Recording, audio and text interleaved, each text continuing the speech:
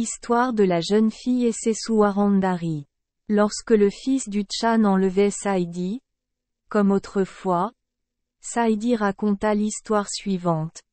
Il y a longtemps, il y avait au centre même d'un certain royaume une vieille pagode, dans laquelle se trouvait l'image de Choshim Bodhisattva, une idole mongole, formée d'argile. Près de cette pagode se trouvait une petite maison dans laquelle résidait une belle jeune fille avec ses vieux parents.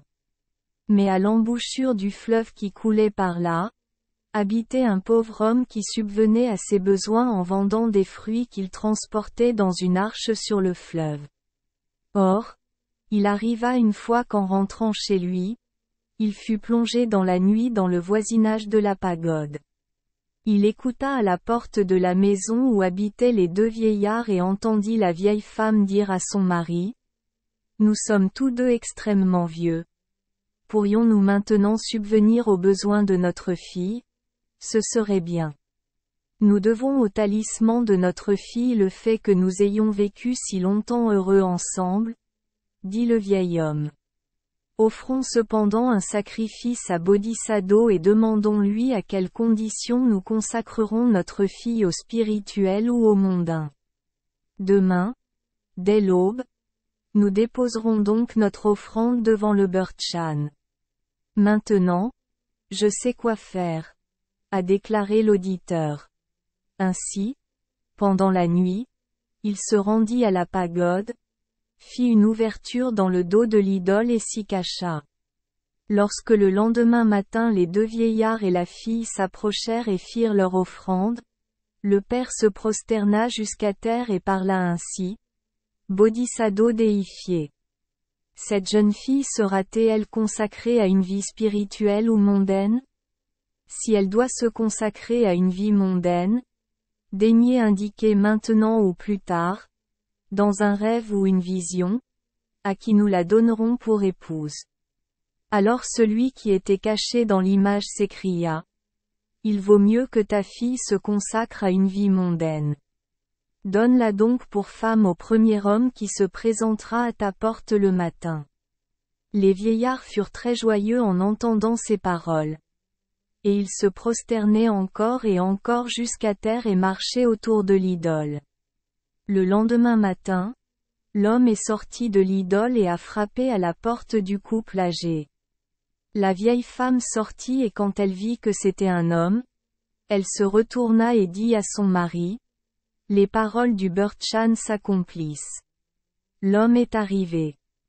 Donnez-lui l'entrée, dit le vieil homme. L'homme entra en conséquence et fut accueilli avec de la nourriture et des boissons. Et quand ils lui eurent raconté tout ce que l'idole avait dit, il prit pour femme la jeune fille au talisman.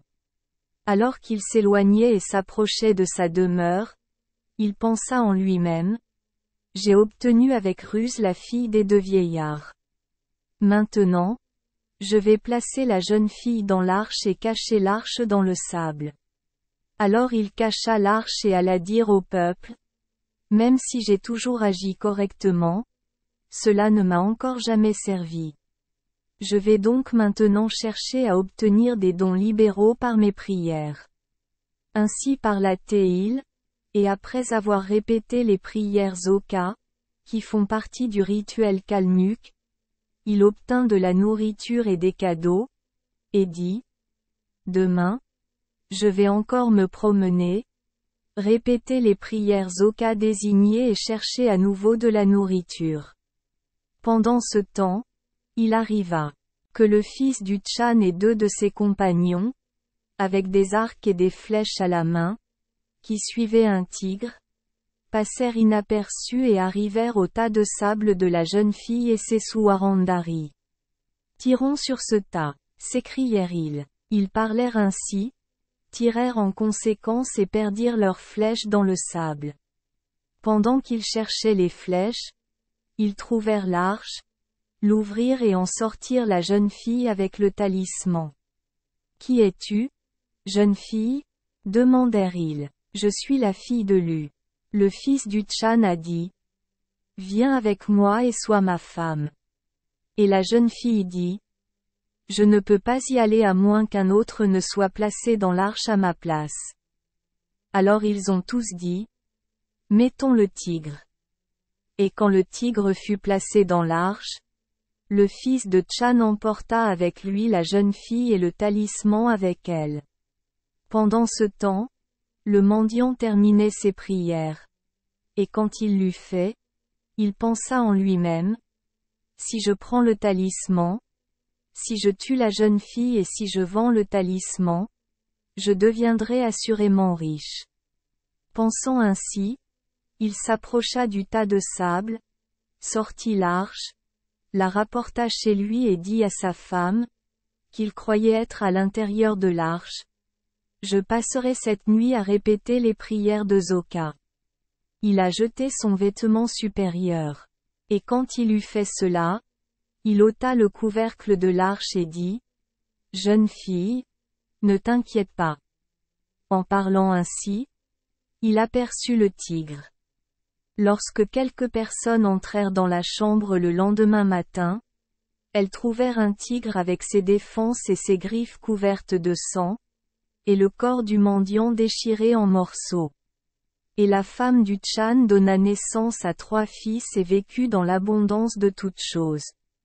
Mais les ministres et le peuple murmuraient et disaient, ce n'était pas bien de la part du Tchan d'avoir retiré sa femme de la terre.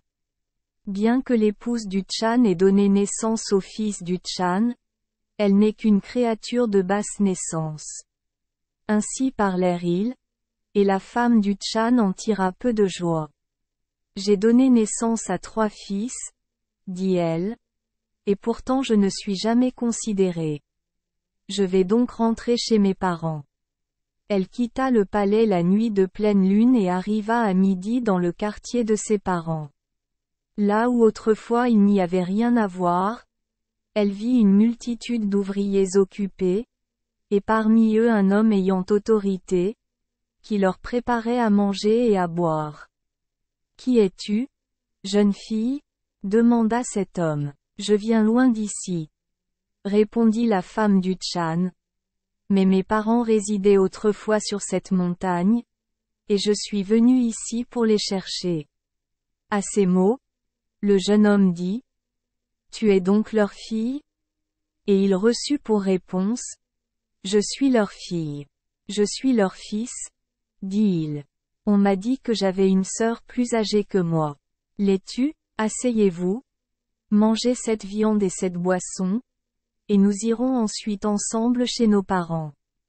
Lorsque l'épouse du Tchan arriva au sommet de la montagne, elle trouva à l'endroit où se dressait l'ancienne pagode un certain nombre de bâtiments splendides, avec des tours dorées pleines de cloches.